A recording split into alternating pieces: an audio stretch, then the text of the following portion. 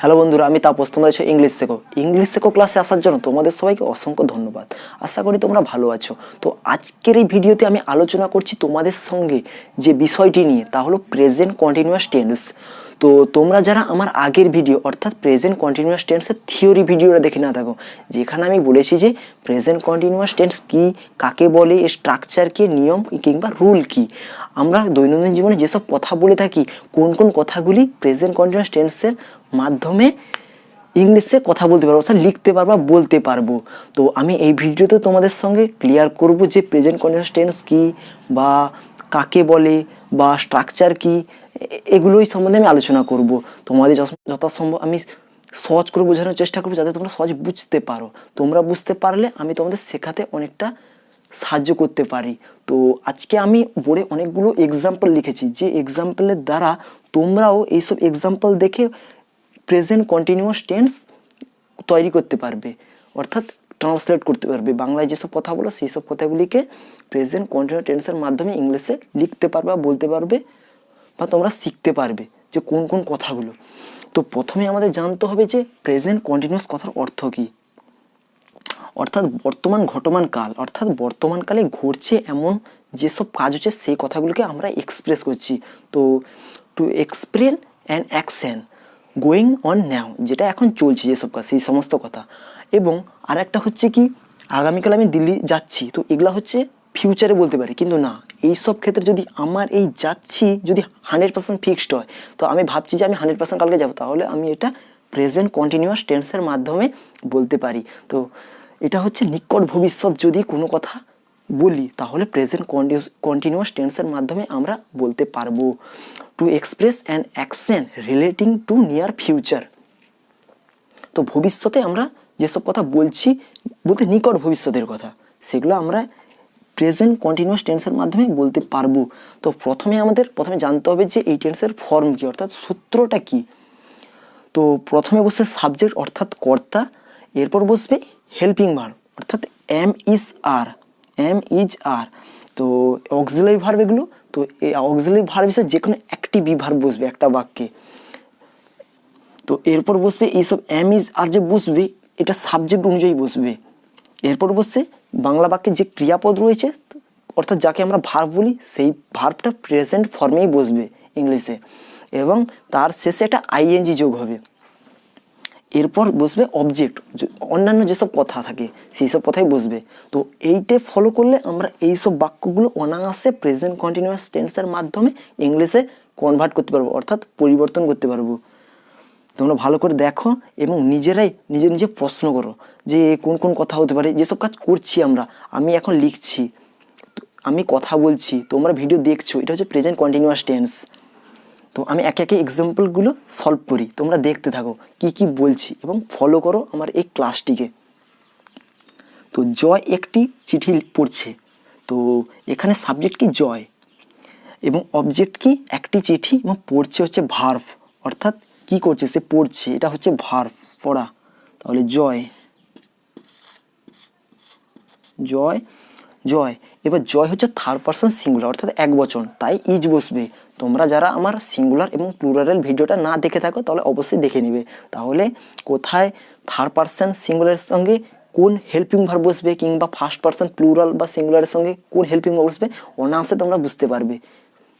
এবং যথেষ্ট ইজি করে আমি সেখানে বুঝিয়েছি শুধুমাত্র তোমাদের জন্য। তো জয় থাকা সূত্রে তাই এখানে এক বচন, তাই এটা ইজ বসলো,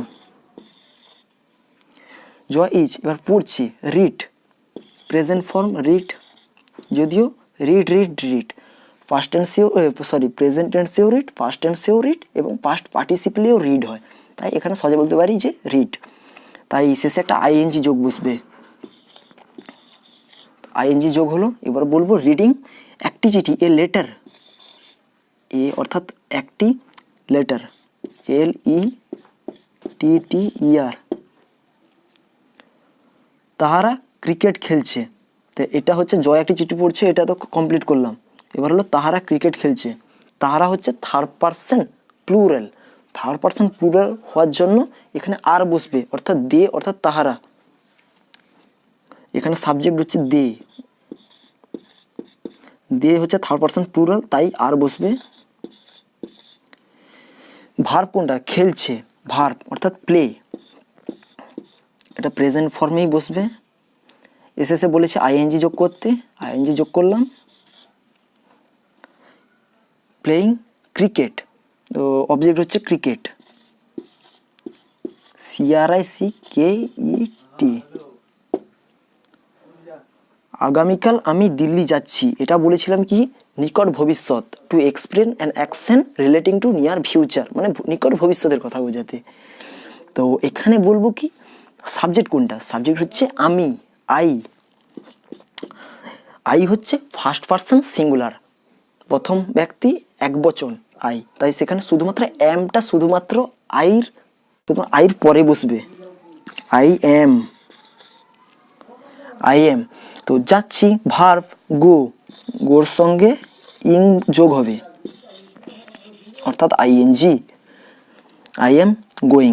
এবার বসবে একটা প্রিপোজিশন বসবে অর্থাৎ টু। আচ্ছা এবার বলি টুটা একটা প্রিপোজিশন, যে টুর দ্বারা বোঝা গেল যে ডিরেকশন বোঝানো হয়, ডিরেকশন। তো টুটা কোথায় কোথায় বসে আমি তোমাদের বললাম ডিরেকশন, দূরত্ব বোঝাতে। তো আমি যখন তোমাদের সঙ্গে টু, অ্যাট, ইন, আফটার এইসব নিয়ে প্রিপোজিশন নিয়ে আলোচনা করবো যে এটা কোন কোন জায়গায় ব্যবহার করা হয়, তোমরা সেখানে অনায়াসে বুঝতে পারো যে কোন কোন কথাগুলো। তো এখানে গোয়িং টু, এখানে বলেছি কি দিল্লি, দিল্লি বলতে ডেইলি, গোয়িং টু ডেইলি, প্রনাউন্সিয়েশনটা হবে ডেইলি, DELHI, ডেইলি। এবার হচ্ছে আগামীকাল, এটা হচ্ছে object, to daily, tomorrow, tomorrow কথার অর্থ আগামীকাল, টু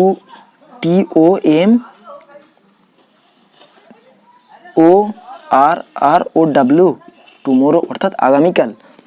তো প্রথমে আমাদের দেখতে হবে সাবজেক্ট কোনটা, এরপর জানতে তারপর সাবজেক্ট অনুযায়ী বসে হেল্পিং ভার্ব অর্থাৎ অক্সিলারি ভার্ব হিসেবে বি ভার্বটাই বসবে।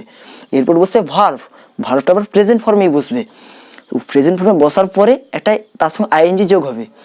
এরপর যে অবজেক্টগুলো থাকে সেইটাই খুবই ইজি, যত সম্ভব তোমাদের সহজে বোঝানোর চেষ্টা করছি, খুব মনোযোগ সহকারে ক্লাসগুলো ফলো করতে অবশ্যই অনেক কিছু জানতে পারবে।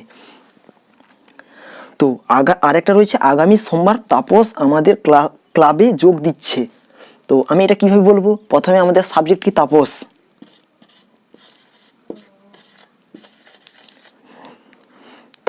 এবার কি তাপস হচ্ছে যে কোনো নাম হলেই থার্ড পারসন সিঙ্গুলার অর্থাৎ এক বচন, তাপস ইজ, বারবার রিপিট করছি কথাগুলো অবশ্যই ফলো করবে।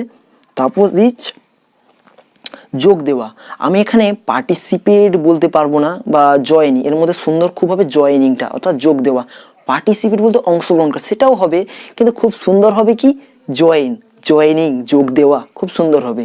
তো আমরা যখন ইংলিশ গ্রামার কিংবা অর্থাৎ যখন স্পোকেন ইংলিশে কথা বলতে যাব তখন কোনটা সব থেকে সুন্দর হবে সেই কথাগুলি চুজ করবো, তাহলে আমাদের বলতে খুব ভালো লাগবে এবং যারা রিসিভার যারা শুনছে তাদেরও খুব সুন্দর লাগবে। তো তাপসই জয়েন অর্থাৎ যোগ দেওয়া, তাহলে আমি কি বলেছি ভার্ব এটা, তো শেষে একটা আইএনজি যোগ করতেই হবে, জয়েনিং আমাদের ক্লাব, আমাদের ক্লাবে আগামী সোমবার, নেক্সট মানডে।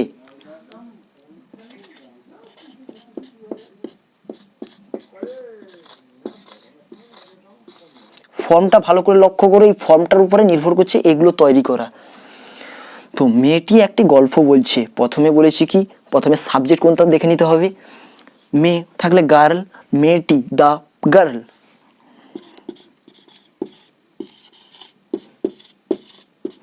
গার্ল, তাই দ্য গার্ল হচ্ছে থার্ড পারসন সিঙ্গুলার, তাই এখানে হেল্পিং ভার্ব হিসেবে ইজ বসবে, ইজ। এরপর হচ্ছে বলছে, টেল মানে বলা, টেল, এটা প্রেজেন্ট ফর্মেই বসলো, টেলিং, আইএনজি যোগ করলাম, টেলিং কি বলছে, একটি গল্প বলছে অর্থাৎ অবজেক্ট, এ স্টোরি। এরকমই তোমাদের মনে যা কিছু প্রশ্ন আসে নিজেরাই তৈরি করতে পারো। আর তোমাদের কোনো যদি বুঝতে কিছু প্রবলেম হচ্ছে তাহলে কমেন্টে জানো, আমি তোমাদের রিপ্লাই দেবো বা পরবর্তী সময় আর একটা ভিডিও বানিয়ে দেবো তোমাদের আরও সুবিধার্থে কোনটা ফলো করতে হবে। ছেলেরা নদীতে সাঁতার কাটছে, তাই ছেলেরা অর্থাৎ এখানে ছেলে থাকলে দা বয় হতো, কিন্তু এখানে কি হয়েছে ছেলেরা, বয়েজ অনেকগুলো ছেলে রয়েছে, তাই দ্য বয়েজ, তাই এস বসলো, বয়ের শেষে এস বসলো, দ্য বয়েজ।